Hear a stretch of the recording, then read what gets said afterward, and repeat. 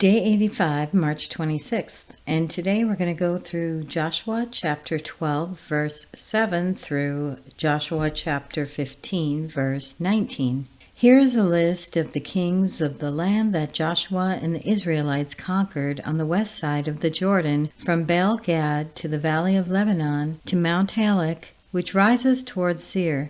Joshua gave their lands as an inheritance of the tribes of Israel according to their tribal divisions. The lands included the hill country, the western foothills, the Arabah, the mountain slopes, the wilderness, and the Negev.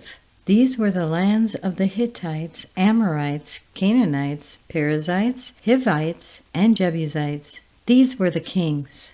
The king of Jericho, 1. The king of Ai, near Bethel, 1. The king of Jerusalem, 1. The king of Hebron, 1. The king of Jarmuth, 1. The king of Lachish, 1.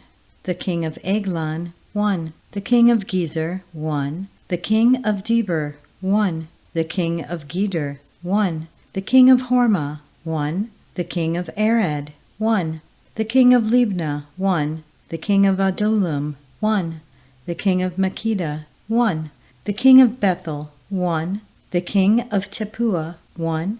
The king of Hepher, 1. The king of Aphek, 1. The king of Lasharon, 1. The king of Madon, 1. The king of Hazar, 1. The king of Shimron Meron, 1. The king of Akshaph, 1. The king of Taanach, 1. The king of Megiddo, 1.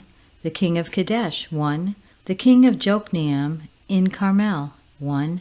The king of Dor in Naphoth Dor, 1. The king of Goyim in Gilgal, 1. The king of Tirzah, 1.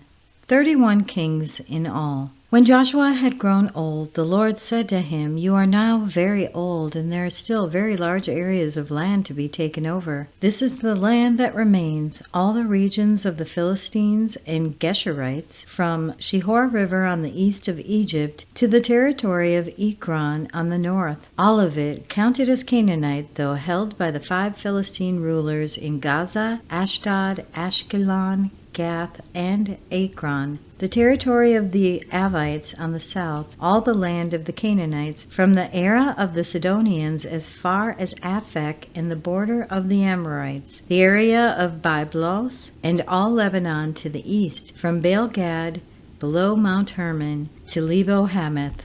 As for all the inhabitants of the mountain regions, from Lebanon to Misrephoth-Maim, that is, the Sidonians, I myself will drive them out before the Israelites. Be sure to allocate this land to Israel for an inheritance as I have instructed you, and divide it as an inheritance among the 9 tribes and half of the tribe of Manasseh.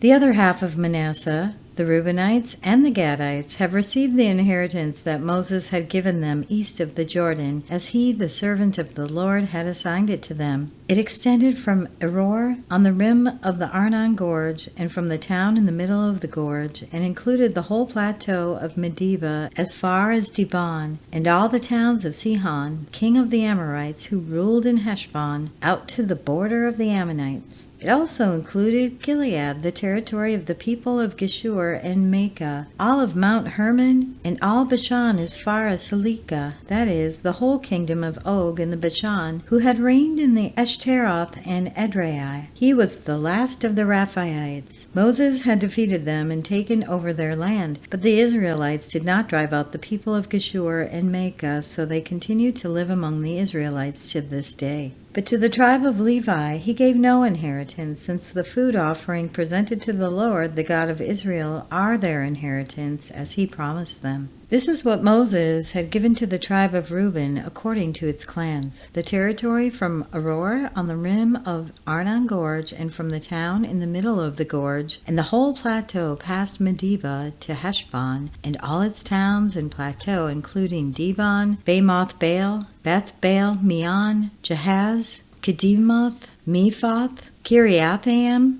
Sibmah, Zareth Shahar on the hill in the valley, Beth Peor, the slopes of Pisgah, and Beth Jeshimoth, all the towns on the plateau and the entire realm of Sihon, king of the Amorites, who ruled at Heshbon. Moses had defeated him and the Midianite chiefs, Levi, Rakim, Zur, Hur, and Reba, princes allied with Sihon, who lived in that country. In addition to those slain in battle, the Israelites had put to the sword Balaam, son of Beor, who practiced divination. The boundary of the Reubenites was the bank of the Jordan. The towns and the villages were the inheritance of the Reubenites according to their clans. This is what Moses had given to the tribe of Gad according to its clans. The territory of Jazer, all the towns of Gilead, and half the Ammonite country as far as Aror, near Rabbah, and from Heshbon to Ramath, Mizpah, and Betonim, and from Mahanaim to the territory of Debir, and in the valley Beth Haram, Beth Nimrah, Succoth,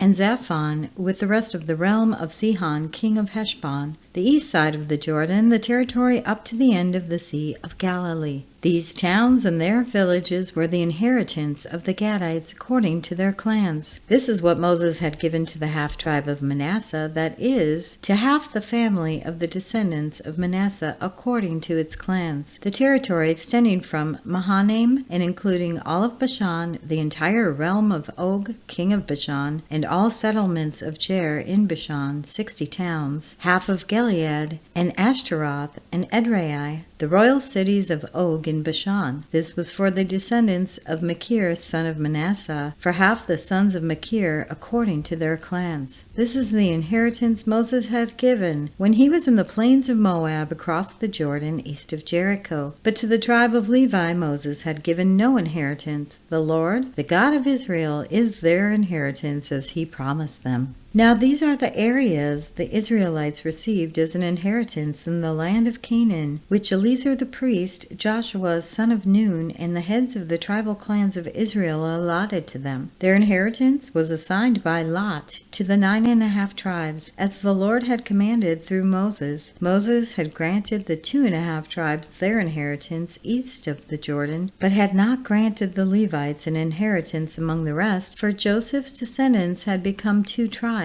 Manasseh and Ephraim. The Levites received no share of the land, but only towns to live in with pasture lands for their flocks and herds. So the Israelites divided the land just as the Lord had commanded Moses. Now the people of Judah approached Joshua at Gilgal, and Caleb, son of Jephunneh the Kenizzite, said to him, "You know what the Lord said to Moses, the man of God, at Kadesh Barnea, about you and me. I was 40 years old when Moses, the servant of the Lord, sent me from Kadesh Barnea to explore the land, and I brought back a report according to my convictions, but my fellow Israelites who went up with me made the hearts of the people melt in fear. I, however, followed the Lord my God wholeheartedly. So on that day Moses swore to me, 'The land on which your feet have walked will be your inheritance, and that of your children forever, because you have followed the Lord my God wholeheartedly.' Now then, just as the Lord promised, he has kept me alive for 45 years since the time he said this to Moses, while Israel moved about in the wilderness. So here I am today, 85 years old. I am still as strong today as the day Moses sent me out. I'm just as vigorous to go out to battle now than I was then. Now give me this hill country that the Lord promised me that day. You yourself heard then that the Anakites were there, and the cities were large and fortified. But the Lord, helping me, I will drive them out just as he said." Then Joshua blessed Caleb, son of Jephunneh, and gave him Hebron as his inheritance. So Hebron has belonged to Caleb, son of Jephunneh, the Kenizzite, ever since, because he followed the Lord, the God of Israel, wholeheartedly. Hebron used to be called Kiriath Arba, after Arba, who was the greatest man among the Anakites. Then the land had rest from war. The allotment for the tribe of Judah, according to its clans, extended down to the territory of Edom, to the desert of Zin in the extreme south. Their southern boundary started from the bay at the southern end of the Dead Sea, crossed south of Scorpion Pass, continued on to Zin, and went over to the south of Kadesh Barnea. Then it ran past Hezron up to Adar and curved around to Karka. Then it passed along Azmon and joined the Wadi of Egypt, ending at the Mediterranean Sea. This is their southern boundary.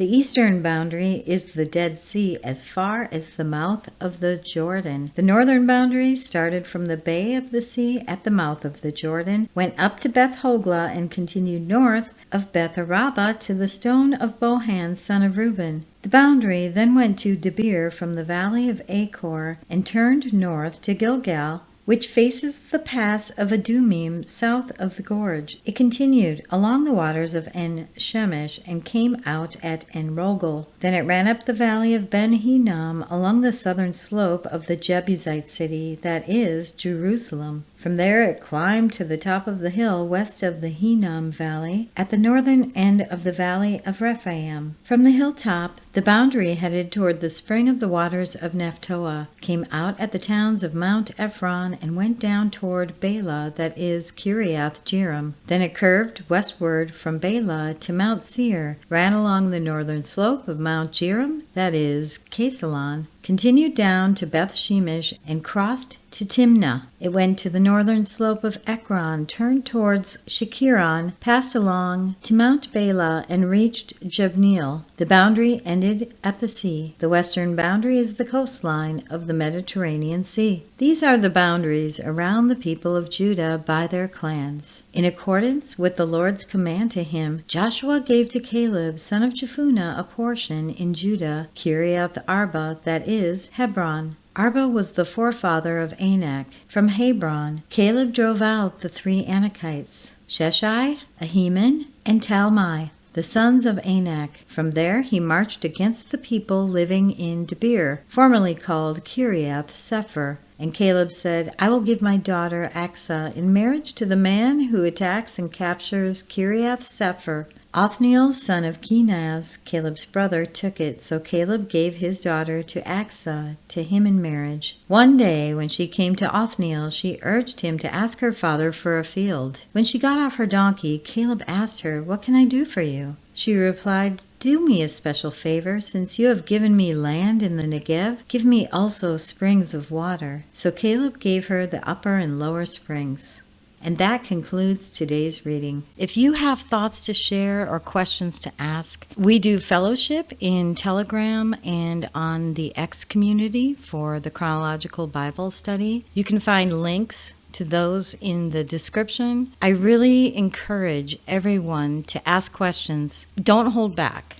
No question is silly or stupid, and we're all learning. We're learning together. We want to help each other. We want to build up that fellowship. Thank you so much for listening to today's reading, and we will be back tomorrow with our next one. Have a blessed day, my friends. While shepherds kept their watching o'er silent flocks by night, behold, throughout the heavens there shone a holy light.